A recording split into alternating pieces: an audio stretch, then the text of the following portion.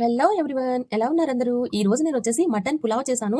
Friends, నా గొప్పలు నేను చెప్పుకోవడం కాదు గానీ చాలా బాగా కుదిరింది. మీ ఇంట్లో కూడా సేమ్ ఇలాగే చేస్తే గనుక నాకు కామెంట్ చేయండి.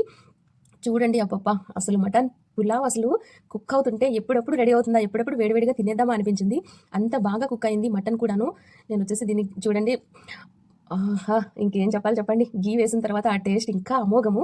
ఒకసారి ఎలా చేశానో చూసేయండి. నేనొచ్చేసి కుక్కర్ తీసుకున్నాను. అందులో ఒక 3 స్పూన్లు ఆయిల్ వేసుకున్నాను.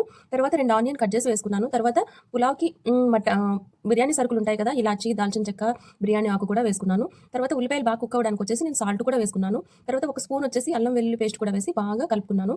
ఇప్పుడొచ్చేసి నేను మటన్ వేస్తున్నాను. మటన్ వచ్చేసి నేను వెనిగర్ అండ్ సాల్ట్ తోటి బాగా వాష్ చేశాను. అసలు ఆ ఫ్రెష్‌గా చాలా బావుంటది. వెనిగర్‌తో మీరు ఒకసారి వాష్ చేసి చూడండి. చాలా క్లీన్‌గా ఉంటది. ఇప్పుడొచ్చేసి నేను టమాటో ప్యూరీ వేస్తున్నాను. ఎందుకంటే టమాటాలు కూడా వేసుకోవచ్చు. నేను ఆల్రెడీ మొత్తం టమాటాలన్నీ మా ఇంట్లో ఉన్నవి నేను మిక్స్ చేసేసాను. అందుకు నేను టమాటో ప్యూరీ వేశాను. టమాటాలు కూడా వేసుకోవచ్చు. ఇప్పుడొచ్చేసి ఒక స్పూన్ ధనియా పౌడర్ వేశాను.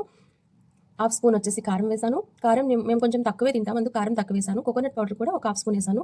ఇదొచ్చేసి మటన్ బిర్యానీ మసాలా నేను ప్యాకెట్ తీసుకున్నాను అది.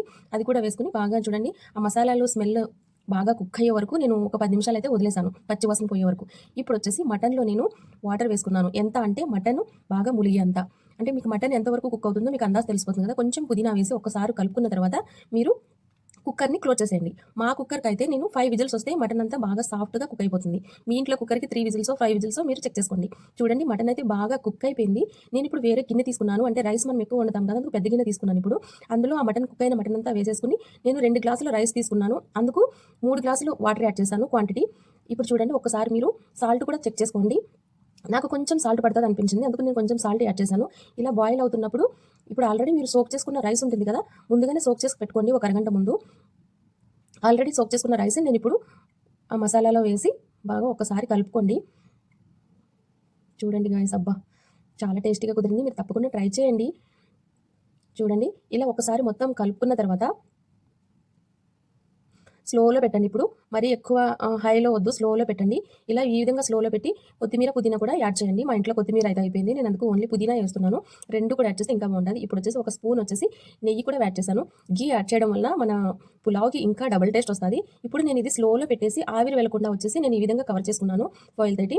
ఇప్పుడు చూడండి ఆఫ్టర్ 15 మినిట్స్ స్లోలో కుక్ అయిన తర్వాత వావ్! అమేజింగ్! నాకులాగా మీరు చేస్తారో ఏమో తెలీదు గానీ నేనైతే పులావ్, మటన్ బిర్యానీలు చేయడం అయితే సూపర్, అసలు చాలా బాగా చేస్తాను. చూడండి నేనైతే ఎప్పుడెప్పుడా తిందాము, టేస్ట్ చేద్దామని వెయిటింగ్‌లో ఉన్నాను కదా! మొత్తం ఒక ప్లేట్‌లోకి తీసుకొనైతే నేను తిన్నాను. Thank you for watching.